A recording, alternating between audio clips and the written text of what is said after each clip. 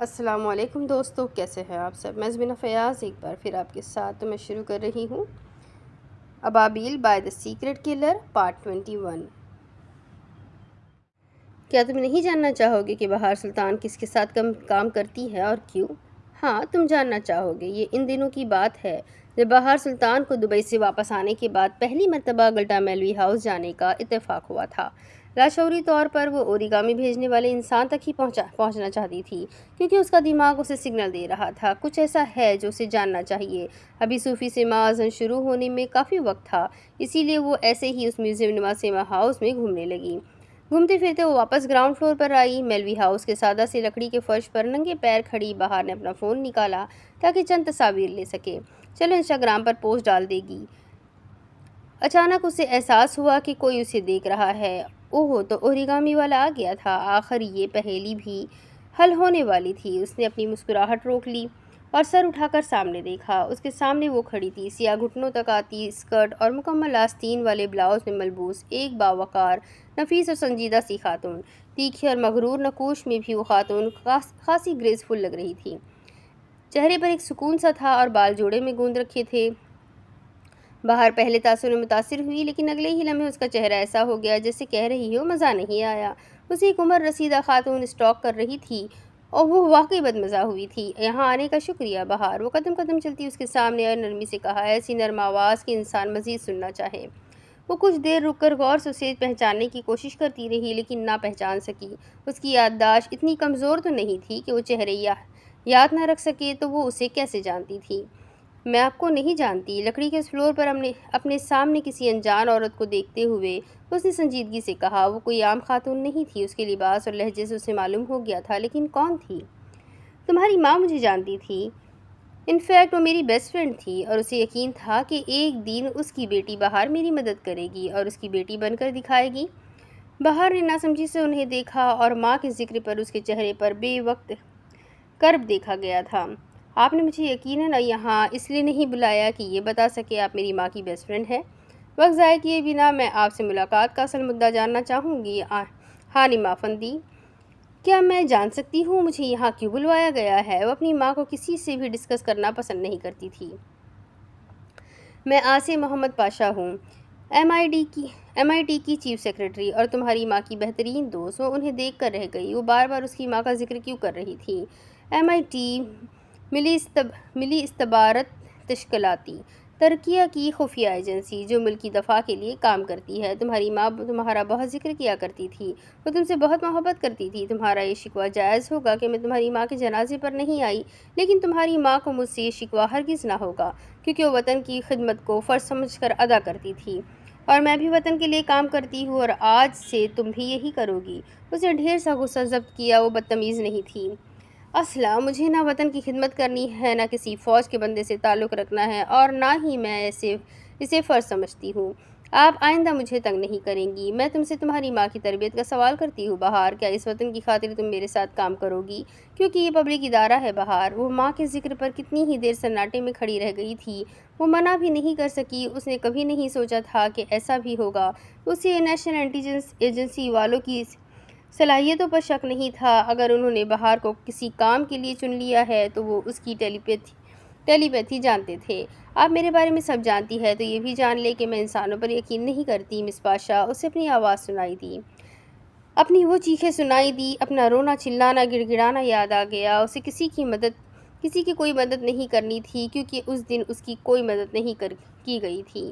وہ کوئی مدد نہیں کرے گی۔ انہوں نے اس کی ماں کو اس سے چھین لیا۔ وہ سنیما ہال سے پیچھے کی جانب قدم اٹھانے لگی۔ اسے مزید کچھ نہیں سننا تھا۔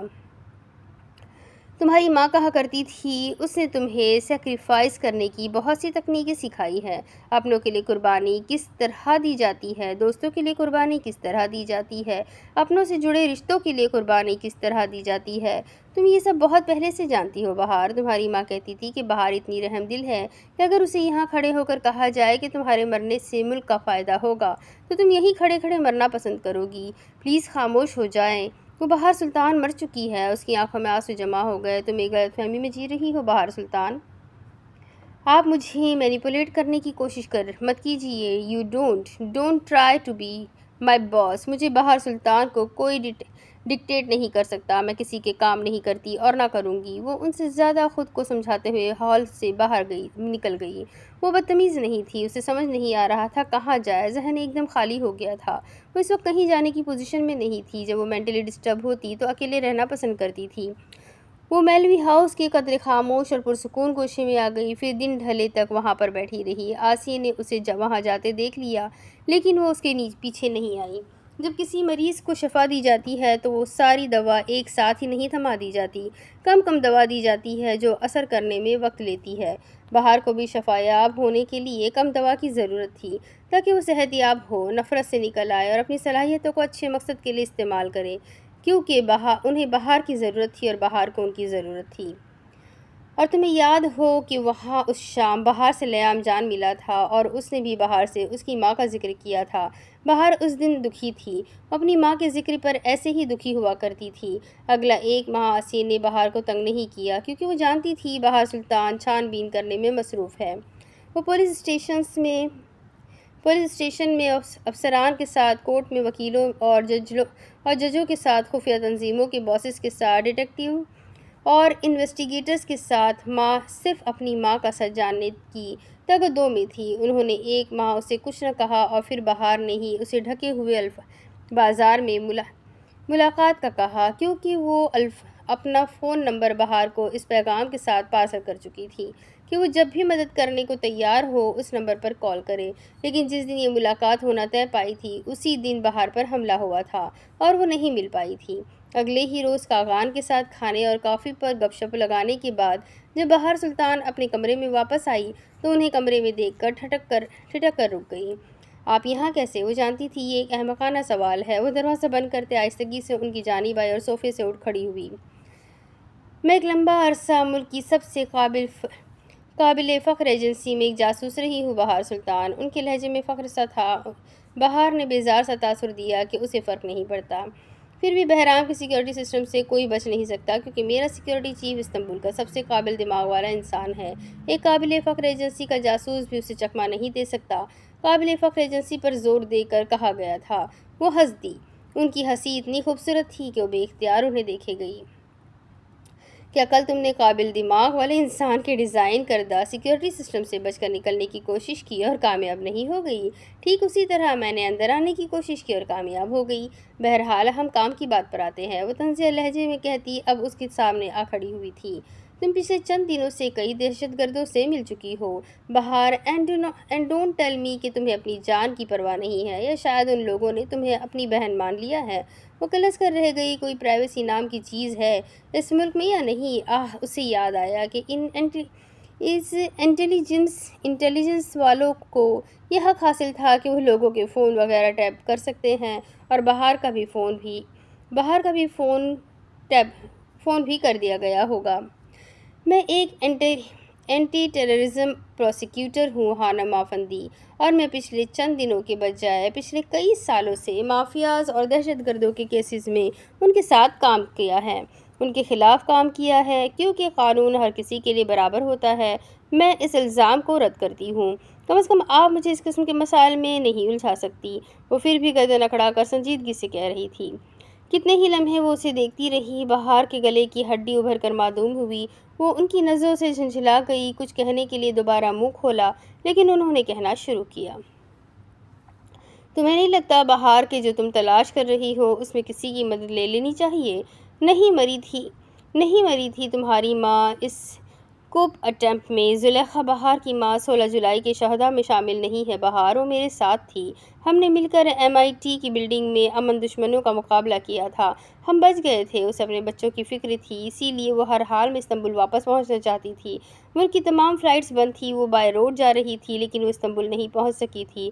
وہ ہکدک سی کھڑی سن رہی تھی۔ ہاں، اس واقعے کے 2 دن بعد تمہیں زلیخا کی لاش ہی ملی تھی، لیکن اسے قتل کیا گیا تھا۔ تمہاری ماں کو قتل کیا گیا تھا بہار سلطان، اور وہ کوئی اور نہیں، سلطان عمر کے مافیا پارٹنرز تھے۔ بولتے بولتے وہ ہانپنے لگی تھی۔ تمہیں میرا یقین کرنا ہوگا، کیونکہ میں وہ ایلی بائے ہوں جس نے زلیخا کو استنبول جاتے دیکھا تھا، جس نے اسے استنبول جانے سے روکا تھا، جسے معلوم تھا اس کی دوست کی زندگی خطرے میں ہے، جسے نہیں معلوم تھا کہ اپنی دوست کو آخری مرتبہ دیکھ رہی ہے، اب جھوٹ کہہ رہی ہے۔ اس نے خود کو کہتے سنا۔ اس کی ماں نے کہا تھا کہ وہ آج کام کی زیادتی کے باعث نہیں آئے گی، لیکن یہ نہیں کہا تھا کہ وہ دوسرے شہر میں ہے۔ آسیہ جھوٹ کہہ رہی تھی۔ میرے پاس جھوٹ کہنے کی کوئی وجہ نہیں ہے اور سچ کہنا ضروری ہے تاکہ تم مجھ پر اعتماد کر سکو۔ ساہو بہار، جو بڑے بڑے معاملات کو ٹھنڈے دماغ سے ہینڈل کرنا جانتی تھی، اس ایک معاملے میں وہ بے بس تھی۔ وہ اس معاملے کو لے کر حساس تھی، اس کے جذبات آڑے آ جاتے تھے، لیکن وہ چاہ کر بھی اس معاملے سے لاجیکل نہیں ہو سکتی تھی۔ کس نے مارا تھا میری ماں کو اور کیوں؟ بالآخر اس نے پوچھا۔ کہانی کا دوسرا رخ دیکھنے میں دقت وقت ہی کیا ہے؟ یہ سب تمہیں تب معلوم ہوگا جب تم مافیاز کے خلاف میری مدد کی حامی بھرو گی، اور میں ایسا کیوں کروں گی؟ حالانکہ وہ اسی مدد کی حامی کے لیے ان سے ملنا چاہتی تھی، کیونکہ تم اپنی ماں کے قاتلوں کو ڈھونڈنا چاہتی ہو، کیونکہ تم اپنے بھائی کو واپس پانا چاہتی ہو، کیونکہ تم اپنے باپ کو اس دلدل سے نکالنا چاہتی ہو جو کہ مشکل ہے، اور آخر میں تم اپنی فیملی بنانا چاہتی ہو۔ آخری بات منہ پر تھپڑ کی طرح پڑی تھی۔ وہ اس کے بارے میں اتنا سب کیسے جانتی تھی؟ آپ مجھے جج نہیں کر سکتی۔ میں تمہیں جج نہیں کر رہی بہار، میں تمہیں ہیل کرنے میں مدد کرنا چاہتی ہوں تاکہ تم ایک نارمل زندگی گزار سکو۔ وہ نرمی سے بولی۔ بہار کچھ کنونس ہو چکی تھی۔ اس دنیا میں کچھ بھی نارمل نہیں ہوتا آسیہ خانم، اور کوئی انسان کسی دوسرے انسان کو ہیل کرنے میں مدد نہیں کر سکتا۔ ہر انسان کو اپنے زخم خود ہیل کرنا ہوتے ہیں، چاہے چیخ چلا کر روتے ہوئے، چاہے دور سے ہنستے ہوئے۔ ہر انسان کو اپنا سیویئر خود ہوتا ہے۔ اسے کسی کی مدد فائدہ نہیں دے سکتی جب تک وہ خود اپنی مدد نہیں کرنا چاہے، اور مجھے آپ کی مدد کی ضرورت نہیں ہے۔ وہ قطعی اور ہٹ دھرم انداز میں بولی تھی۔ بھاڑ میں جائے مدد، بھاڑ میں جائے لاجک۔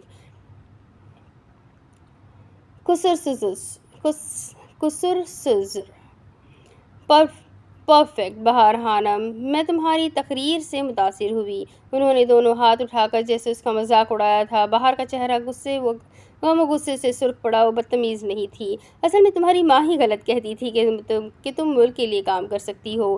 میری ماں کو بیچ میں مت لائیے، وہ تحمل سے ٹھہرے ہوئے لہجے میں بولی۔ وہ بدتمیز نہیں تھی۔ تمہاری ماں غلط کہتی تھی کہ تم قربانی دینا جانتی ہو۔ میری ماں کو بیچ میں مت لائے، اس نے خود کو کہتے ہوئے سنا۔ سالوں کی نفرت ایک جھٹکے میں ختم نہیں ہو جاتی۔ وہ انہیں کیسے سمجھائے؟ تمہاری ماں غلط کہتی تھی کہ تم رحم دل ہو بہار، وہ اپنی ہی رو میں کہہ رہی تھی۔ بہار کی آنکھیں گہرے پانی میں ڈوب سی گئی۔ میں نے کہا میری ماں کو بیچ میں مت لائیے، وہ منت کر رہی تھی، وہ انہیں باز رہنے کو کہہ رہی تھی، آنکھوں سے آنسو روا ہو گئے تھے۔ تمہاری ماں غلط کہتی تھی کہ میری ماں کو بیچ میں مت لائیے، وہ پوری قوت سے دہاڑی تھی۔ سنچنے کپت، یو شٹ دی ہیل اپ۔ سنچنے کپت، میں نے کہا میری ماں کو بیچ میں مت لائیے۔ وہ ہانپنے لگی تھی۔ وہ روتے ہوئے دروازے سے ٹیک لگا کر زمین پر گرتی چلی گئی کہ اس میں اتنی قوت بھی نہیں تھی کہ انہیں خاموش کروا سکے، ان کو کہہ سکے کہ اس کی ماں کے بارے میں بات نہ کرے۔ اسے تکلیف ہوتی ہے، اسے ان کے ساتھ گزرے لمحات یاد آتے ہیں۔ وہ کئی دن ٹھیک سے سو نہیں پاتی، وہ انہیں کیسے سمجھائے؟ وہ خاموشی سے اسے دیکھتے ہوئے سر جھٹک کر بیڈ کی سائڈ میز پر رکھے جگ سے گلاس میں پانی ڈال کر اس کی جانب آئی۔ تو استنبول کی باس لیڈی بہار سلطان اس وقت اپنے کمرے میں بیٹھی بچوں کی طرح رو رہی ہے۔ اس سے زیادہ فل آف تھرلر منظر کیا ہوگا استنبول میں؟ میں نے مایوس کیا بہار سلطان۔ تم نے مایوس کیا بہار سلطان، بہت مایوس کیا۔ پانی کا گلاس اس کی جانب بڑھاتے ہوئے افسوس سے کہہ رہی تھی۔ بہار نے ڈبڈبائی آنکھوں سے انہیں دیکھا۔ وہ جانتی تھی اسے ایموشنل ٹریپ کر رہی ہے اور وہ ہو رہی ہے۔ وہ جانتی تھی وہ اسے مینیپولیٹ کر رہی ہے اور وہ ہو گئی تھی۔ وہ جانتی تھی ان کی مدد کے لیے اسے اپنا کمفرٹ زون چھوڑنا پڑے گا، اور وہ چھوڑنے کو تیار تھی، کیونکہ اسے اپنی ماں کے قاتلوں کو ڈھونڈنا تھا، اسے اپنے بھائی کو واپس لانا تھا، اسے اپنی ہیپی فیملی بنانا تھی۔ ہاں، وہ ان سے ایموشنل ٹریپ ہونے کو تیار تھی، اسے خود کو ہیل کرنا تھا، اسے اپنی مدد کرنا تھی، ورنہ کوئی اس کی مدد نہیں کر سکتا تھا۔ آپ کیا چاہتی ہیں؟ ان کے پرسکون چہرے پر ہلکی سی مسکراہٹ ابھر کر معدوم ہو گئی۔ وہ سیدھی ہو کر کھڑی ہو گئی۔ وہ گلاس کا پانی گٹاگٹ پی لیا، ان کا تو گلا ہی سوکھ گیا تھا۔ سیدھی کھڑی ہو جاؤ۔ گلاس بہار کے قریب زمین پر پوری قوت سے دے مارا، جس سے وہ سہم کر دبک گئی اور ہراساں نظروں سے انہیں دیکھا۔ گیٹ اپ لیڈی، وہ اب سنجیدگی سے کہہ رہی تھی۔ نرمی زائل ہو گئی تھی، کوئی رعب سا تھا کہ وہ نہ چاہتے ہوئے بھی اٹھ کھڑی ہوئی۔ وہ اس کے سامنے آ کھڑی ہوئی۔ ان کے قریب آنے پر بہار نے ایک تھپڑ کی ہی توقع کی تھی۔ وہ اسے ہاتھ تو لگا کر دکھائے، وہ ان کا ہاتھ۔ یہ گردن جھکنی نہیں چاہیے۔ انہوں نے اس کا اٹھا ہوا چہرہ نرمی سے مزید اوپر کیا۔ بہار دم سادے انہیں دیکھے گئی۔ یہ عورت کون تھی؟ ان کے لمس میں اس کی ماں جیسی شفقت تھی۔ ان آنکھوں میں آنسو نہیں آنے چاہیے کیونکہ یہ آنکھیں محبت کے قابل ہے۔ نرمی سے اس کے آنسو صاف کیے۔ بہار شل سی کھڑی تھی۔ یہ کندھے ڈھلکنے نہیں چاہیے۔ اس کے بازو پر ہلکا سا زور ڈال کر پیچھے ڈھکیلا۔ وہ ناسمجھی سے انہیں دیکھے گئی۔ MIT کی چیف سیکرٹری آسیہ محمد پاشا، تم سے مل کر خوشی ہوئی۔ انہوں نے اپنا ہاتھ آگے کرتے ہوئے مسکرا کر اپنا تعارف کروایا۔ بہار نہ چاہتے ہوئے بھی مسکرا دی۔ قوس قزح کا منظر چاروں سو بکھر گیا۔ وہ مسکراتی تھی تو گویا ہر سو رنگ بکھرتے تھے۔ وہ خوش ہوتی تو فضا بڑی نرم سی ہو جاتی تھی۔ وہ ہنستی تو پرندے ساتھ چہچہاتے تھے۔ اینٹی ٹیررزم پروسیکیوٹر بہار سلطان، مجھے آپ سے مل کر خوشی نہیں ہوئی۔ اس نے اٹھی ہوئی گردن اور مسکراتے ہوئے چہرے سے اپنا تعارف کروایا۔ وہ پھر بھی مسکراتی رہی۔ بہار خود کو ہیل کرنے کے لیے تیار تھی، یہ جانے بغیر کہ تقدیر اس کے لیے کچھ اور ہی سوچے بیٹھی تھی۔ اور پھر یہاں سے ان کی خفیہ ملاقاتوں کا سلسلہ شروع ہوا۔ وہ ان کے قریب ہوتی گئی۔ اسے ان میں اپنی ماں نظر آنے لگی۔ ان کی ڈانٹ خاموشی سے سہ جاتی۔ وہ ان کو کئی مرتبہ اپنی سنا جاتی۔ وہ کیسے ان کی زندگی میں آئی یہ یاد نہیں رہا۔ وہ موجود ہے یہ یاد رکھنا۔ ان کی موجودگی میں سیکیورٹی کا احساس ہونے لگا۔ اس کی آدھی مشکلیں وہ حل کرنے لگی۔ زندگی آہستہ آہستہ بامقصد لگنے لگی۔ ملاقات کو خفیہ کیسے رکھنا ہے، کیوں رکھنا ہے، یہ سب وہ خود ہی طے کرتی تھی۔ بہار کو بس ان سے ملاقات کے لیے خفیہ طور پر ہی جانا پڑتا تھا۔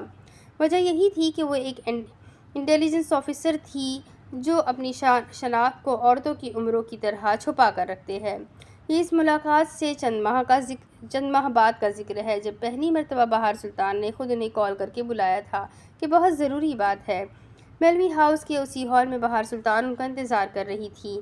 کیا سب ٹھیک ہے بہار؟ کسی کو تم پر شک تو نہیں ہو گیا؟ وہ اس کے بلانے پر کافی حیران سی تھی۔ نہیں، مجھ پر کسی کو شک نہیں ہوا، لیکن آپ کی حقیقت مجھے ضرور معلوم ہوئی ہے۔ میرا خیال ہے آج چائے پر ہمیں اس بارے میں تفصیل سے ڈسکس کرنا چاہیے، وہ مزے سے کہہ رہی تھی۔ انہوں نے اچنبھے سے اسے دیکھا۔ کیا معلوم ہوا ہے تمہیں؟ وہ حیران سی لگتی تھی۔ مجھے آپ کی بیک سٹوری جاننے کا بہت شوق تھا اور میں کافی دنوں سے اس کی کھوج میں تھی۔ بوجھے تو ذرا کہ میرے ہاتھ کیا معلومات لگی؟ کیا معلوم ہوا ہے تمہیں؟ انہوں نے اپنا سوال دہرایا۔ یہی کہ میری ماں کی دوست کا تعلق ایک مافیا فیملی سے ہے۔ آپ محمد سعدی پاشا کی وہ بیوی ہے جس نے اپنے شوہر اور بیٹے کے سامنے خودکشی کی تھی۔ آپ خلیل سعدی کی ماں ہیں، آسیہ خانم سگی ماں۔ وہ فاتحانہ انداز میں کہہ رہی تھی جیسے زندگی کا سب سے قیمتی راز پا لیا ہو، کوئی مشکل پہیلی سلجھا دی ہو۔ اس کے چہرے پر شرارت بھری مسکان تھی۔ آسیہ کا ایسا بے یقینی لیے ہوئے چہرہ اس نے پہلی مرتبہ دیکھا تھا، ورنہ تو وہ ہمیشہ پرسکون رہتی تھی۔ ان کے تاثرات بہار کو مزہ دے رہے تھے۔ ان کا پورا وجود گویا سناٹوں میں آ کر رہ گیا تھا۔ وہ اس دعوے کو جھٹلا نہیں سکی کیونکہ وہ جھوٹ نہیں تھا۔ وہ نہیں کہہ سکتی کہ اس بات کا ذکر وہ خود سے بھی نہیں کرتی، اور بہار نے وہی بات کسی تھپڑ کی طرح ان کے چہرے پر دے ماری۔ ان کی زبان گویا تالو سے چپک کر رہ گئی۔ ان کا خون جامد ہو گیا۔ کوئی ڈرنے والی بات نہیں تھی کہ بہار نے جان لیا کہ وہ اصل میں کون ہے، بلکہ بہار کے تاثرات اسے ڈرا رہے تھے۔ وہ آج کل حلیل کے ساتھ کام کر رہی تھی، اور اگر اس نے حلیل کو بتا دیا تو وہ اپنے بیٹے کی نفرت کیسے برداشت کریں گی؟ بہار کو روکنا ہوگا، کچھ بھی کر کے بہار کو روکنا ہوگا۔ لیکن بہار کو علم کیسے ہوا؟ انہیں سمجھ نہیں آ رہا تھا۔ کوئی زخم سا تھا جو بے دردی سے ادھیڑا گیا تھا، اور جب خون رسنا شروع ہوا تو انہیں بے حد تکلیف ہوئی تھی۔ اپنی شناخت چھپا کر، اپنے ہی ملک میں ڈر کر، اپنی فیملی سے دور سروائیو کرنا آسان نہیں ہوتا۔ وہ بیتا ہوا وقت دہرانا نہیں چاہتی تھی، لیکن بہار کو بیک سٹوری جاننے میں دلچسپی تھی اور سنے بغیر نہیں ٹلنے والی تھی۔ تمہیں کیسے علم ہوا؟ وہ اس سے زیادہ کچھ نہیں پوچھ سکی۔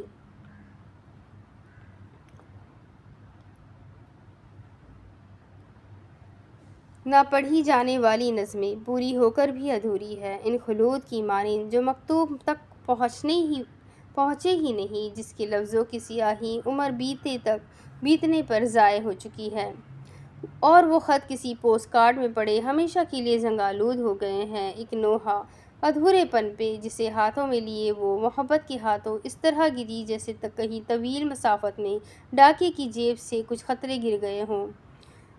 کچھ خط گر گئے ہوں، کسی ریلوے اسٹیشن پر یا کسی سڑک پر، یا انجانے میں کسی کے پیروں کے نیچے نہ پڑھی جانے والی نظمیں پوری ہو کر بھی ادھوری ہیں۔ شائنہ جمال۔ فارم ہاؤس کے الگ سے حصے پر بنے اس آفس کے اندر واپس جھانکو تو سنجیدہ سے نفوس سے تمہارا سامنا ہوگا۔ فضا میں تازہ کافی کی مہک ہنوز تم محسوس کر سکو گے۔ تمہیں لگتا ہے تم اس طرح جی پاؤ گے؟ میں ایک انسان ہوں عامر، اور انسان ہر حالت میں جینا جانتا ہے۔ اسی لیے اگر میں کہہ رہا ہوں کہ حالت میرے قابو میں ہے تو واللہ حالات قابو میں ہیں۔ بے خوف آنکھوں کو ایک لمحے کے لیے بھی جھپکا نہیں گیا تھا۔ اسے بزدلی کی علامت نہ سمجھ لیا جائے۔ تمام انہوں نے تسلیم کر لیا۔ تمہیں کم از کم انسان دوستوں کو اپنے خاندان سے دور رکھنا چاہیے تھا۔ ایسی نصیحتوں کا وقت گزر چکا ہے یا عامر، اب تو عمل کرنے کا وقت ہے، اور آپ کی ایسی باتیں مجھے قدم پیچھے ہٹانے کا کہتی ہیں، لیکن مجھے زندگیاں بچانی ہے تو قربانی دینی پڑے گی۔ باقی جو تقدیر میں لکھا ہوا ہو اسے کون ٹال سکتا ہے؟ ہم دوسرا حل ڈھونڈ لیتے ہیں۔ میں نے ڈھونڈ لیا ہے۔ بہت تکلیف ہوگی۔ ابابیلوں کی جھنڈ میں ایک ابابیل بھی آگے اگر پیچھے رہ جائے تو کعبہ فتح کرنے کا مشن رکا نہیں کرتا۔ تم نے یوں کہہ دیا جیسے بڑے نیک کام کرنے جا رہے ہو۔ استہزائیہ ہنسے۔ یا عامر، ہمیں اب اس وقت تک نہیں ملنا چاہیے جب تک میں اپنا ہدف حاصل نہ کر لوں۔ آپ میرا حوصلہ توڑتے ہیں، خلیل سعدی نے بھی ہلکے پھلکے انداز میں کہا۔ عامر نے چند لمحے غور سے اسے دیکھا۔ وہ اس کا فیصلہ بدلنا چاہتے تھے، لیکن وہ اتنا بچہ تو نہیں تھا کہ اسے سمجھانا پڑے اور وہ سمجھ جائے۔ تمہیں کیسے علم ہوا؟ آسیہ نے سنجیدگی سے پوچھا۔ آپ کو میرے ریسرچ ٹیم پر بھروسہ ہونا چاہیے تھا۔ میرے ساتھ استنبول کے نہایت قابل لوگ کام کرتے ہیں۔ بہرحال اب آپ مجھے سچ بتا سکتی ہیں آسیہ، کچھ تو یقین آپ بھی کرتی ہیں مجھ پر۔ بہار نے انہیں تسلی دی۔ وہ جانتی تھی کوئی تو وجہ رہی ہوگی کہ انہیں اپنے بیٹے کو چھوڑنا پڑا ہوگا، ورنہ کون ماں ایسا کرتی ہے؟ ایسا کہاں ہوتا ہے کہ زندہ رہ کر اپنی فیملی سے دور رہا جائے؟ ایسی قربانی کون بغیر وجہ کے دیا کرتا ہے؟ خلیل سعدی کو یقین ہے کہ اس کے والدین مر چکے ہیں، انہوں نے کہنا شروع کیا۔ بہار وہیں فلور پر بیٹھ گئی۔ چائے کے ساتھ سناتے تو اچھا تھا، لیکن خیر وہ ایسے ہی سن لے گی۔ بہرام موت مری تھی اور اس کے بابا جیل میں ہارٹ اٹیک سے مرے تھے۔ اگر تم کبھی اس سے پوچھو تو وہ یہی کہے گا۔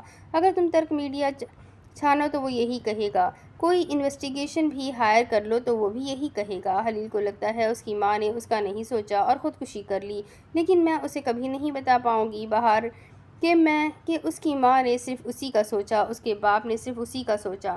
ہم دونوں نے صرف خلیل سعدی کی خاطر قربانی دی۔ ہم اسے زندہ دیکھنا چاہتے تھے۔ اولاد وہ واحد رشتہ ہے جس کی خاطر ماں باپ کسی بھی حد تک چلے جاتے ہیں۔ جب محمد پاشا کا سارا خاندان ختم کیا جا رہا تھا تو ایسا کوئی نہیں تھا جو خلیل سعدی کو بچا سکتا، جو ہمیں بچا سکتا۔ ہمیں خود اپنے گھر کو بچانا تھا، ہم نے قربانی دینا تھی ایک دوسرے کے لیے، اور ہم نے دے دی۔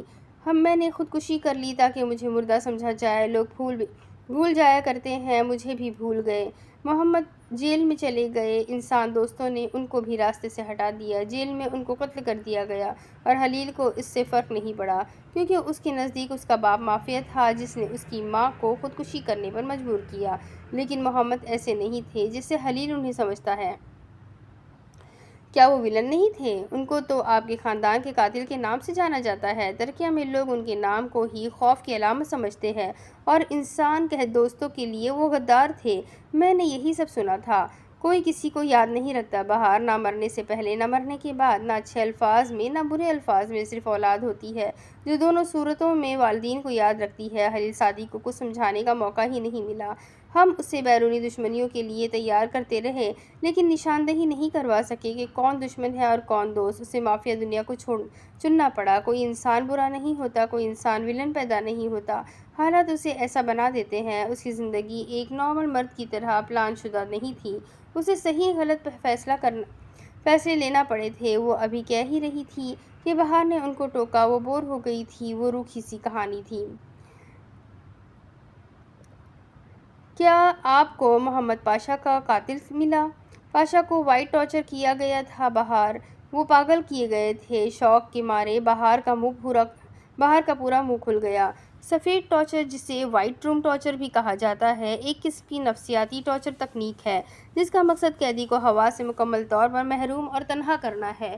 ٹارچر خاص طور پر ایران میں سیاسی قیدیوں پر استعمال ہوتا ہے۔ قیدی کو سفید کے علاوہ تمام رنگوں سے محروم کر دیا جاتا ہے۔ ان کی جیل مکمل طور پر سفید ہوتی ہے۔ دیواروں، فرش اور چھت کے ساتھ ساتھ ان کے کپڑے اور کھانے بھی محض سفید ہوتے ہیں۔ جیل ساؤنڈ پروف ہوتی ہے۔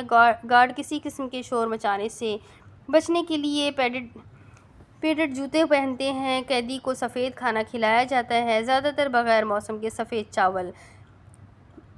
قیدیوں کو اکثر مہینوں یا سالوں تک رکھا جاتا ہے۔ تنہائی کے طویل ادوار میں قیدی کو اس کے خاندان کے افراد کو گرفتار کرنے، تشدد کرنے یا ریپ کرنے کی دھمکیاں دی جاتی ہیں۔ قیدی نیند سے محروم ہو جاتا ہے کیونکہ مسلسل سفید روشنی کا استعمال انسانی دماغ کو توانائی متاثر کرتا ہے۔ یہ ایرانی ٹارچر ترکیہ میں اللیگل ہے۔ آسیہ خانم اسے لگا وہ جھوٹ کہہ رہی ہے۔ آسیہ بھی اس کے سامنے ٹھنڈے فلور پر بیٹھ گئی۔ یہ نشست لمبی چلنا تھی۔ مافیاز کو بہت برا انسان سمجھا جاتا ہے بہار۔ یہ قانونی لوگ ان کی فیملیز کو فیملی نہیں سمجھتے۔ ایسا کوئی مافیا اگر ان کے ہتھے چڑھ جائے تو وہ اس سے زیادہ غیر انسانی سلوک کرتے ہیں۔ محمد ڈان ویٹو رہ چکے ہیں۔ ان کے کونسی گلوری نے ان سے غداری کی۔ اس سب میں محمد کی غلطی یہ تھی کہ انہوں نے میرے کہنے پر کئی راز افشا کیے تھے کیونکہ ان کے پاس کوئی دوسرا آپشن نہیں تھا۔ وہ معلومات اس ملک کے عام عوام کو کئی خطرات سے محفوظ رکھ گئی تھی۔ لیکن لوگ قربانیاں کم ہی یاد رکھا کرتے ہیں بہار۔ لوگ وہ نہیں دیکھ سکتے جو ہم نہیں دکھانا چاہتے۔ لوگوں کو دکھایا کچھ جاتا ہے، اس کے پیچھے کی اٹینشن کچھ اور ہوتی ہے اور پھر پتہ چلتا ہے کہ گیم کچھ اور ہی چل رہی ہے۔ کونسی گلوری یا کونسلری مافیا کا ایک ذمہ دار عہدہ ہوتا ہے جس کا کام مشیر، سیکرٹری یا محافظ کی ذمہ داریاں ادا کرنا ہے۔ کونسی گلوری کا امیرتا قوانین کے تحت خالص سلوی ہونا شرط ہوتا ہے۔ مچھلی سطح کے تمام کام اس کونسی گلوری کے ذمے ہوتے ہیں۔ اگر یہ غداری کر دے تو ڈان ویٹو خطرے میں آ جاتا ہے۔ تمام آسیہ خانم، میں آپ کی بات سمجھ گئی۔ مجھے اس سب سے کیا آپ اپنی شناخت کو خلیل سے کیوں چھپائے ہوئے ہیں؟ اس نے ایبرو اچکا کر اپنے مقصد کا سوال پوچھا۔ وہ مجھے معاف نہیں کرے گا بہار۔ اس نے زندگی کا ایک لمبا عرصہ صرف مجھ سے خفا ہو کر گزارا ہے کہ میں اس کا سوچے بغیر چلی گئی۔ ایسے میں اگر میں اس کے سامنے گئی تو وہ نفرت کرنے لگے گا۔ اس کی نفرت سے اس کی ناراضگی بھلی ہے۔ ہمیشہ ایسا تو نہیں ہوتا آسیہ۔ نفرت ایک ایکسٹریم ایموشن ہے، اتنی آسانی سے نہیں ہوا کرتی۔ آپ کے اپنوں کو کم از کم آپ کی مجبوریاں بغیر بتائے سمجھنی چاہیے۔ آپ کچھ نہیں ہوتے بہار۔ انسان اپنا کیپر خود ہوتا ہے اور خلیل زندگی کی ایسی سٹیج پر ہے جہاں اسے کسی کھوئے رشتے کا ملنا بے معنی ہے۔ آپ غلط کہہ رہی ہیں۔ انسانوں کی ضرورت ہوتی ہے خانم افندی۔ اسے اپنے ارد گرد لوگ چاہیے ہوتے ہیں۔ آپ نے خلیل کے بچے نہیں دیکھے؟ وہ اتنے پیارے ہیں کہ میرا دل کرتا ہے انہیں اپنے پاس لے آؤں اور کبھی جانے نہ دوں۔ اور آپ تو ان کی بیوق آنے دادی ہے، آپ کو ان سے ملنے کا کبھی دل کیوں نہیں کیا؟ آپ اتنی ہارٹ لیس کیسے ہیں؟ وہ شکوہ کر بھی رہی تھی تو خلیل سعدی کے بچوں کے لیے ہیزل گرین آنکھوں اور بھورے بالوں والا وہاب حافظ قرآن بن رہا ہے اور اس کی شکل اس کی ماں سے ملتی ہے۔ مجھے ایسا عزیز ہے کہ ایک دن اس کی تصویر نہ ملے تو دم گھٹنے لگتا ہے۔ سیاہ مگر ہلکے سے گھنگریالے بالوں اور کانچ جیسی خوبصورت آنکھوں والے ہادی کو دیکھے بغیر میری صبح نہیں ہوتی اور میری رات نہیں آتی۔ ہادی کی تمام عادتیں اس کے باپ سے ملتی ہے، وہی بے نیازی اور صاف گوئی۔ وہ بھی حافظ قرآن بن رہا ہے کیونکہ خلیل سعدی کو اس کے باپ نے حافظ قرآن نہیں بننے دیا تھا۔ یہ دونوں میرے جگر کے ٹکڑے ہیں اور میں کئی مرتبہ اپنے گرینڈ سن سے اتفاق کیا ملاقات کر چکی ہوں بہار۔ آپ یہ سب کیسے جانتی ہیں؟ اس نے حیرت سے پوچھا۔ بچوں کے کلاس ٹیچر سے لے کر جم ٹیچر تک، بچوں کے گارڈ سے لے کر ان کے گھر میں موجود وقتی شیف تک کے ساتھ میرے تعلقات ہیں بہار سلطان۔ میں آسیہ پاشا ہوں اور میں بخوبی جانتی ہوں کہ میں ان بچوں کی بیوقانے ہوں۔ وہ اب کی مرتبہ مسکرائی۔ اور انسانوں کی ضرورت تب ہوتی ہے جب انہیں کام ہوتا ہے، اور پھر ایسی بھیڑ اکٹھی کرنے کا کیا فائدہ اگر وہ ضرورت کے وقت آپ کے کام نہ آ سکیں۔ ان کی بات میں دم تھا۔ بہرحال اب تم بتاؤ کیا کرنا ہے؟ اگر دیکھا جائے تو ہر مافیا فیملی میں ایسے وکٹم ہوتے ہیں۔ میں بھی مافیا فیملی کی ایک وکٹم ہوں۔ میرا بھائی میرے ساتھ نہیں ہے۔ آپ کے تجربے سے احساس ہو رہا ہے کہ مجھے بھی ایسا کچھ کرنا چاہیے جس سے میں اپنی فیملی کو اس دلدل سے بچا سکوں۔ اور اب آپ مجھے بتائیں گی کہ مجھے کیا کرنا ہے۔ آسیہ گہرا سانس لے کر رہ گئی۔ فائنلی بہار سلطان ان کے ساتھ کام کرنے کے لیے راضی ہو گئی تھی۔ انہیں اپنے زخموں سے مرہم ہٹانا پڑا تھا جو تکلیف دینے لگا تھا، لیکن خیر وطن کے لیے کچھ بھی۔ اب آسیہ اسے جو بتاتی گئی، ایک اچھا اور قابل شہری ہونے کے ناطے اس کا فرض بھی تھا کہ وہ ان امن دشمنوں کے خلاف ان کا ساتھ دیتی۔ گویا کہ ملٹری سے نفرت کم نہیں ہو سکتی تھی، لیکن وہ انٹیلیجنس کے ساتھ کام کرنے کی حامی بھر سکتی تھی۔ کیونکہ انٹیلیجنس ایک الگ اور خود مختار ادارہ تھا، وہ حامی بھر کر اٹھ گئی تھی اور پھر وہ ایک جاسوس کے ساتھ جاسوسوں کی طرح کام کرنے لگی تھی۔ وہ بھی دیگر کئی قانونی اور غیر قانونی کاموں میں ملوث ہونے لگی تھی، جیسا کہ مشتبہ فرد کا پیچھا کروانا، کسی کی پرائیویسی میں گھسنا۔ گویا کہ یہ اس کا پسندیدہ مشغلہ رہا تھا، لیکن لیگل ہو کر یہ کام کرنے کا بھی اپنا مزہ تھا۔ اسی دوران اسے بہرام بھی کچھ مشکوک کر لگنے لگا اور آسیہ کو بتائے بغیر اپنے نیٹ ورک کے ذریعے اس نے بہرام کی سچائی بھی معلوم کروا لی تھی، اور اس سچائی کا عیاں ہونا اسے ڈسٹرب کر گیا تھا۔ وہ اس پر بھروسہ کرتی تھی، وہ اس کا سب سے قابل بندہ تھا۔ دن گزرتے گئے اور وہ آسیہ کے بہت قریب آ گئی تھی، ان کی اچھی دوستی ہو گئی۔ وہ ان سے اپنی ماں کے بارے میں بھی بات کرنے لگی تھی اور وہ اسے اپنے بارے میں مزید کچھ بتا دیا کرتی، جیسے وہ اسے اپنے اسرائیلی ایجنسی کی قید کی 3 ماہ کی کہانی سناتی تھی۔ مجھے قبرص میں موساد نے جا لیا تھا اور خوب ٹارچر کیا، لیکن سب سے بدترین ٹارچر جو تھا وہ یہ کہ مجھے 3 ماہ تک ان کا قومی ترانہ سننے جیسا عذاب سہنا پڑا۔ آپ واپس کب آئی؟ یہ ممالک گڈ ول گیسٹر کے طور پر جاسوس کے بدلے جاسوس کے لیے بیک ڈور چینلز میں کئی ڈیلز کرتے رہتے ہیں۔ بہار، میرے بدلے ایک اسرائیلی نیو افسر موساد کو واپس دینا پڑا تھا۔ اور پھر بہار انہیں بتاتی میری ایک مرتبہ یونیورسٹی فیلو سے لڑائی ہو گئی تھی اور اس نے مجھے پورے ڈپارٹمنٹ کے سامنے بلی کیا تھا۔ پھر وہ حیرت سے استفسار کرتی، بہار بلی ہو ہی نہیں سکتی۔ پھر بہرام سے کہہ کر اس کا گھر جلا ڈالا تھا اور پھر ڈونیشن کے نام پر بابا سے اسے یونیورسٹی میں رقم دلوائی تھی۔ گڈ ول گیسٹر، اس نے شانے اچکا کر بتایا تو وہ ہنس دی تھی۔ اتنی فسادی عورت لگتی تو نہیں ہو، اور جس کا گھر جلایا ہوگا وہ واقعی کوئی عام انسان نہیں ہوگا۔ انقرہ کے بزنس ٹائکون علی جلیل کا بیٹا تھا وہ، اور آپ کو معلوم ہے کہ میرا ہر عمل ایک ایکسٹریم حالت میں ہوتا ہے آسیہ خانم، ورنہ میں بہت پرامن عورت ہوں، کسی سے فضول میں نہیں الجھتی، اور تم اس کمزوری کو اپنا ڈیفنس سمجھتی ہو، رائٹ؟ میں اس سے ڈیل کرنے کی کوشش کر رہی ہوں۔ کیسے؟ ایموشنل انٹیلیجنس کے ذریعے۔ وہ خوشگوار حیرت میں مبتلا ہو جاتی اور ایسی کئی باتیں کر کے وہ ایک دوسرے کا اکیلا پن دور کرنے کی کوششیں کرتی۔ کیا تم جانتے ہو ایموشنل انٹیلیجنس کیا ہے؟ ایموشنل انٹیلیجنس کا مطلب یہ ادراک ہوتا ہے کہ میرے اندر کچھ جذبات ہے، کچھ محسوسات ہیں، انہیں سمجھنا کہ وہ جذبات کیا ہے، کیوں پیدا ہوئے، میرے ساتھ کیا کر رہے ہیں، میں ان سے کیا کر سکتا ہوں اور ان کا نتیجہ کیا نکلنے والا ہے، یہ ایموشنل انٹیلیجنس کہلاتا ہے۔ ہر انسان ایموشنل انٹیلیجنس نہیں ہوتا۔ اپنے ہر احساس کا علم ہونا بھی اسی کیٹیگری میں آتا ہے۔ آئے اس کے بارے میں کچھ جانتے ہیں۔ زلیخا اگر بہار کی ماں تھی تو آسیہ اس کے لیے ماں کی بہن تھی۔ وہ ان کی عزت کرتی اور ان سے اکثر اوقات مل لیا کرتی جب اسے اوریگامی پزل کے ذریعے بلاوا آتا، لیکن مسئلہ یہ تھا کہ وہ ان سے اپنی مرضی سے نہیں ملا کرتی تھی، انہیں کچھ پروٹوکولز فالو کرنا پڑتے تھے اور بہار کو ان کی بات ماننی ہوتی تھی۔ پھر ایسے ہی جس دن بہرام نے اس کے گھر اوریگامی اور خون آلود خنجر بھیجا تو اسے لگا وہ اپنی ماں کو دوسری مرتبہ کھو رہی ہے، اور ماں کو کھونے کا احساس جان لیوا ہوتا ہے، اور اس احساس سے گزر چکی تھی۔ وہ بہرام کو قتل کرنے کی نیت سے اس جگہ موجود تھی جہاں اسے بلایا گیا تھا۔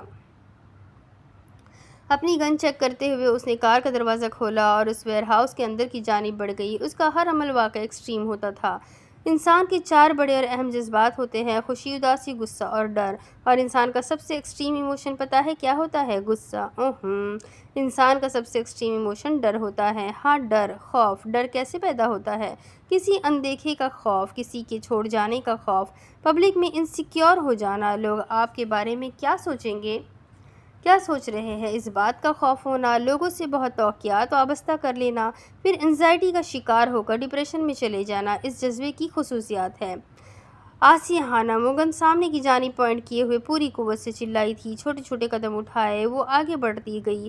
بہرام نے اگر انہیں نقصان پہنچایا تو اس کی بوٹی بوٹی کر دے گی۔ اس وقت اسے اپنی زندگی سے زیادہ آسیہ کی پرواہ تھی۔ وہ آسیہ کو کھونا نہیں چاہتی تھی۔ اسے ایک جانب سے آواز آئی اور وہ فوراً گھومی تو دائیں جانب موجود سامان کے پیچھے سے بہرام نکل کر اس کے سامنے آیا۔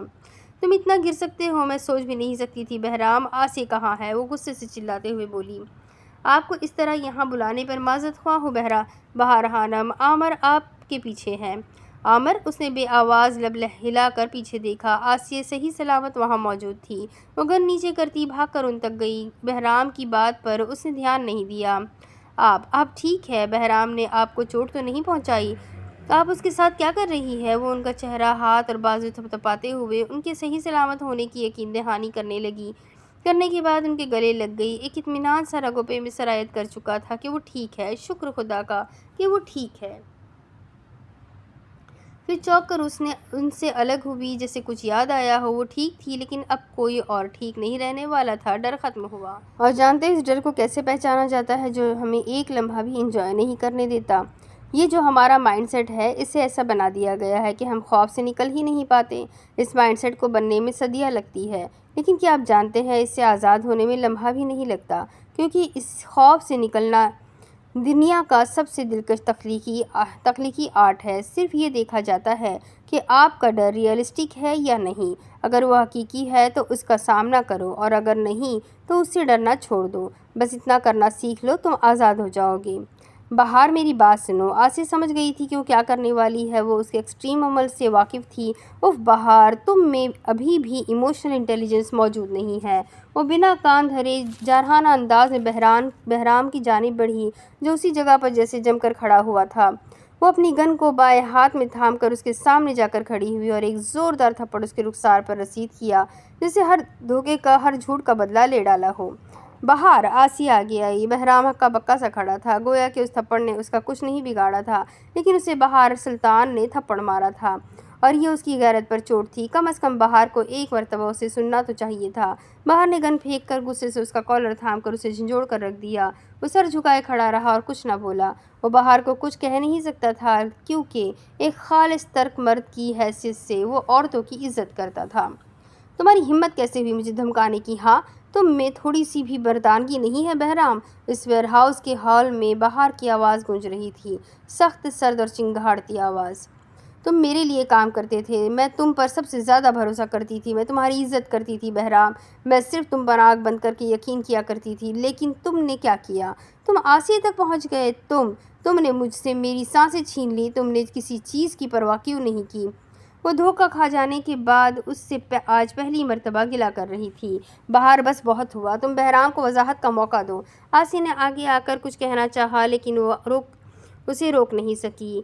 ڈیمن وضاحت آسیہ، ڈیمن وضاحت، یہ آپ کو نقصان پہنچانے والا تھا، وہ اب آسیہ کو غصے سے کہہ رہی تھی۔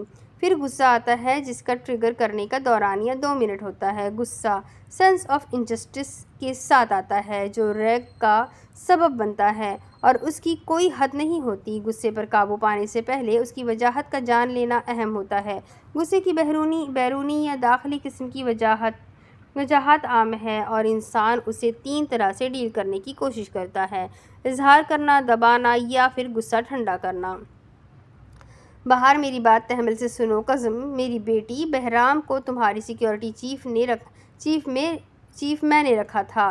بہرام کا پورا نام خاقان بہرام کروگلو ہے اور وہ ترک استخبارات میں ڈپٹی سیکرٹری کے طور پر ڈیوٹی سر انجام دیتا ہے۔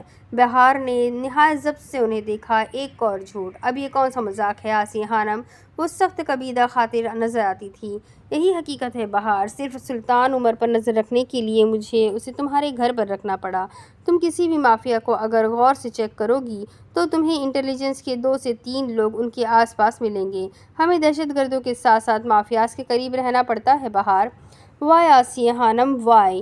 پہلے آپ اپنے بندے کو میرے گھر بھیجتی ہے اور پھر آپ مجھے ایموشنل کر کے اپنے ساتھ کام کرنے پر راضی کرتی ہے۔ اب آپ مجھے بتا رہی ہے کہ آپ کو کبھی مجھ پر بھروسہ تھا۔ تھا ہی نہیں، کیا اللہ نے مجھے اتنا بیوقوف بنایا ہے؟ وہ صدمے سے پوچھ رہی تھی۔ اسے خود پر غصہ آ رہا تھا۔ وہ لوگوں کی پرائیویسی میں گھسنا پسند کرتی تھی، لیکن جن لوگوں سے محبت کرتی تھی انہیں شک کا فائدہ دیتی تھی، انہیں اصلیت چھپانے کا مارجن دیتی تھی، اور پھر وہی لوگ اس کا بھروسہ توڑ دیا کرتے تھے۔ اسے خود پر غصہ آ رہا تھا۔ میں تم پر بھروسہ کرتی ہوں بہار، لیکن مجھے یقین نہیں تھا کہ تم میرے ساتھ کام کرو گی۔ تمہارے لیے آج بھی سلطان عمر پہلے آتا ہے، کیونکہ وہ تمہارا باپ ہے، اور بیٹیاں باپ سے نفرتیں نہیں پالا کرتی۔ تم ایک اچھی وکیل ہو، تم ایک اچھی استاد ہو، تم ایک اچھی خود مختار لڑکی ہو، لیکن تم ایموشنلی بہت کمزور ہو بہار۔ تمہارے اندر ایموشنل انٹیلیجنس نہیں ہے۔ تم سلطان عمر کو چاہ کر بھی ڈسون نہیں کرتی، اگر ایسا کرنے کی کبھی ضرورت بھی پیش آتی۔ آپ بات کا رخ مت بدلیں۔ اس وقت میں بہرام کی سچائی جاننا چاہ رہی ہوں، اور آپ ہر ملاقات میں مجھے میری خامیاں گنوا کر مجھے کمزور نہیں کر سکتی۔ میں ایک اچھی وکیل ہونے کے ساتھ ساتھ ایک ڈھیٹ عورت بھی ہوں، جو اپنے حق پر کبھی کمپرومائز نہیں کرتی۔ کیا آپ کو بہرام کی سچائی مجھے بہت پہلے نہیں بتا دینی چاہیے تھی؟ تمام بہار میری غلطی ہے، مجھے بہرام کی سچائی بہت پہلے بتا دینی چاہیے تھی، لیکن بچے، ہر بات کرنے کا ایک وقت ہوتا ہے، اور اب جب صحیح وقت آیا تو کیا میں تمہیں نہیں بتا رہی؟ ہم جاسوس اسی لیے بنائے جاتے ہیں تاکہ ہر حال میں دوسروں کے رازوں کی حفاظت کر سکیں۔ یہ ہمارے پروٹوکولز ہے، اور ہم اسی لیے پہچانے جاتے ہیں۔ بہار نے نہایت خفگی سے انہیں دیکھا۔ مجھے یہ بتا کر کہ وہ آپ کو مارنے والا ہے، آپ نے اس طرح کا گھٹیا پلان کیوں بنایا؟ میرا دل ابھی تک تیزی سے دھڑک رہا ہے۔ اللہ اللہ، آپ لوگوں کو تو کسی کا خیال ہی نہیں، اتنے بے حس کیسے ہو جاتے ہیں آپ عام انسان فورسز میں جانے کے بعد؟ ملٹری کے ساتھ ساتھ مجھے آپ جاسوسوں سے بھی نفرت ہو گئی ہے، وہ اب بھی ہاتھ ہلا ہلا کر مشتمل سی کہہ رہی تھی۔ غصے پر قابو کیسے پایا جاتا ہے؟ سیانے کہتے ہیں کہ انسان کی اخلاقیات کا پتہ غصے کی حالت میں لگتا ہے، اسی لیے غصے کی حالت میں گہرے سانس لیں اور اچھے الفاظ کا استعمال کریں، لیکن یہ دو کام غصے کی حالت میں کسی کو بھی یاد نہیں رہتے، اسی لیے خود کو پرسکون کرنے کے لیے اچھے الفاظ بولے، جیسے غصہ کرنے سے کچھ ٹھیک نہیں ہوتا، اسی لیے پرسکون ہو جاؤ، یا خود کو کسی ورزش وغیرہ میں مصروف کر لے، اپنی جگہ تبدیل کریں اور مسئلہ حل کرنے کی کوشش کریں۔ ریلیکس بہار، تم بہرام کو گھر سے نہ نکالتی تو پلان تبدیل نہ کرنا پڑتا۔ اب ہم دونوں اگلا پلان ڈسکس کریں گے اور بہرام ہماری مدد کرے گا۔ کون سا پلان؟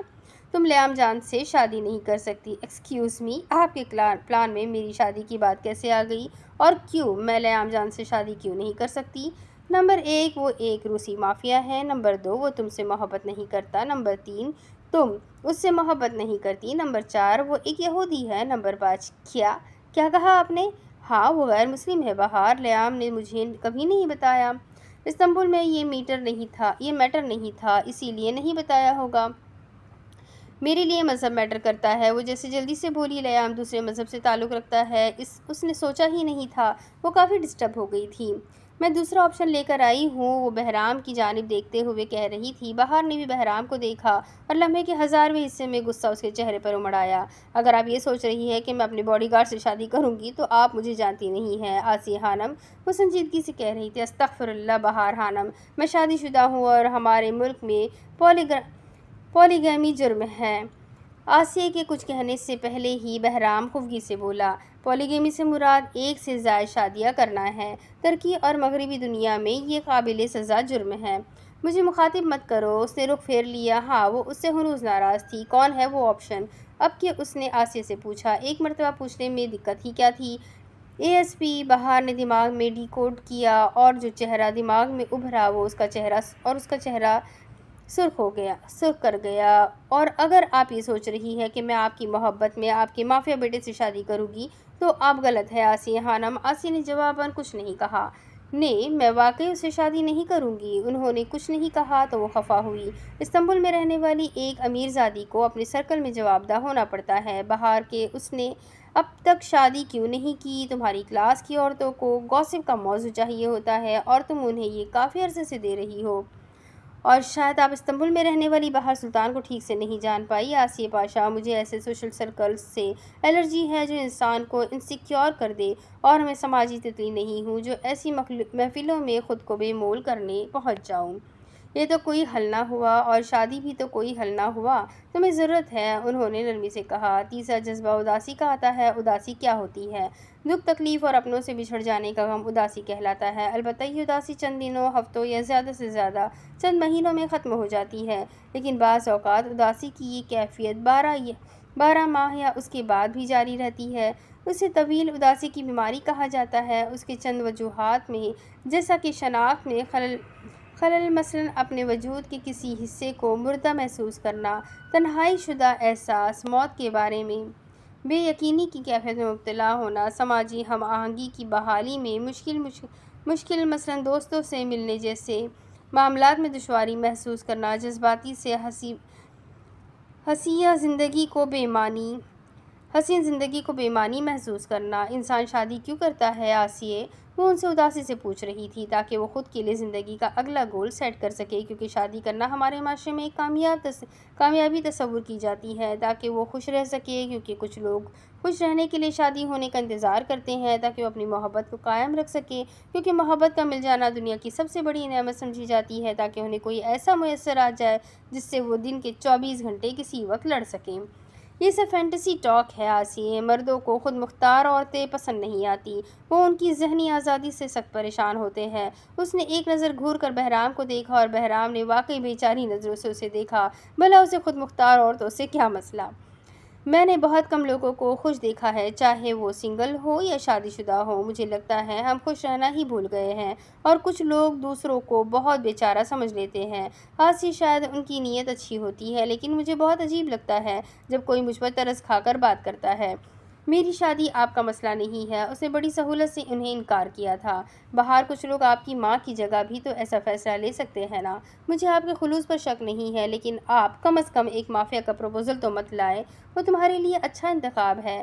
آپ کیوں چاہتی ہے کہ میں خود کو نیڈی تصور کروں آسیے؟ آپ میری ماں کی بیسٹ فرینڈ ہی تھی نا۔ آخری سوال اس نے واقعی شک کی بنا پر پوچھا تھا۔ اس کی ماں ہوتی تب بھی وہ ایسے شادی پر زور نہ دیتی۔ وہ اور ایک یہ تھی جن کو انگلی کیا پکڑائی، انہوں نے تو پورا بازو مانگ لیا تھا۔ وہ حلیل سادی سے شادی کیوں کرے گی؟ کوئی ایک ایسی بات جو اسے اور بہار کو کسی ایک مدعے پر یکجا کر سکے۔ وہ ایک مافیا تھا، ایک قاتل تھا، ایک بدنام انسان تھا، عورتوں سے نفرت کرتا تھا۔ وہ اس پر بھروسہ نہیں کرتی تھی، وہ اس کے ساتھ شادی کیسے کر سکتی تھی؟ آسیے کیوں اسے نہیں سمجھ رہی تھی؟ اداسی سے کیسے بچا جائے؟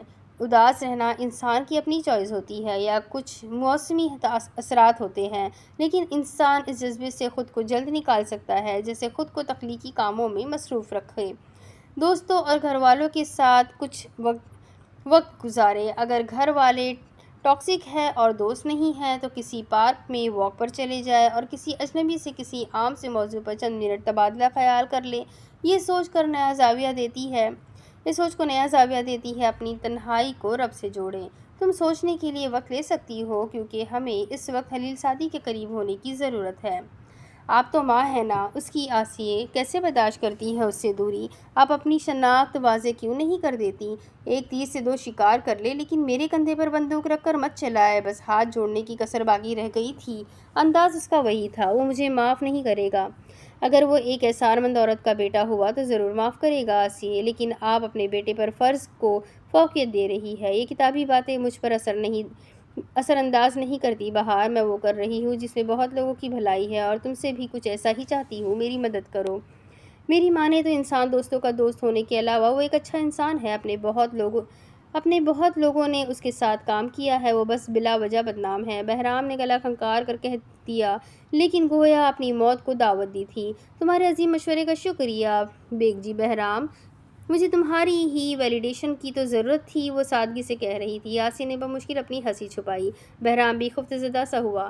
میں ایک مخلص مشورے دے رہا تھا بہار خانم، اس نے اپنی خفت مٹانے کو کہا۔ مخلص؟ مجھے تمہاری مخلصی کی بدولت سورہ منافقون یاد آ گئی۔ تم مخلصی کی بات کرتے ہوئے اچھے لگ رہے ہو۔ جھوٹ بولنے کی بھی کوئی وجہ ہوتی ہے بہار۔ اوہ کم آن، خود کو جسٹیفائی کرنے کے لیے کوئی ٹھوس ثبوت لاؤ۔ تسلیم تو پھر بھی آپ نے نہیں کرنا۔ بہرام نے حقیقت بیان کی۔ Don't try to be my boss, وہ سختی سے بولی۔ تم میرے ہی ڈائیلاگز سے مجھے نہیں سمجھا سکتے، شاید ابھی آپ کو کچھ سمجھنا ہی نہیں ہے۔ آپ وقت لے لیں، مجھے معاف کرنے کے بارے میں سوچیں، ASP سے شادی کے بارے میں سوچیں، پھر اگلا لائحہ عمل طے کریں۔ اس سب میں غیر ضروری تم ہو۔ شکریہ، میں آپ کی فکر مندی سمجھ سکتا ہوں۔ وہ سرخم کر کے شکریہ بجا لایا۔ بہار نے وٹ ایور کے انداز میں ہاتھ جھلایا۔ اسے وقتاً لگا تھا کہ آسی نے مذاق کیا ہے، لیکن وہ سنجیدہ تھی۔ اس کے بعد ہونے والی ہر ملاقات میں وہ لیام جان سے دور رہنے کا کہنے لگی۔ وہ حلیل سعدی کے بارے میں کم بات کیا کرتی تھی۔ شاید انہیں اپنے بیٹے سے لگاؤ نہیں تھا، لیکن جو بھی تھا وہ ان دنوں بہت پزل تھی۔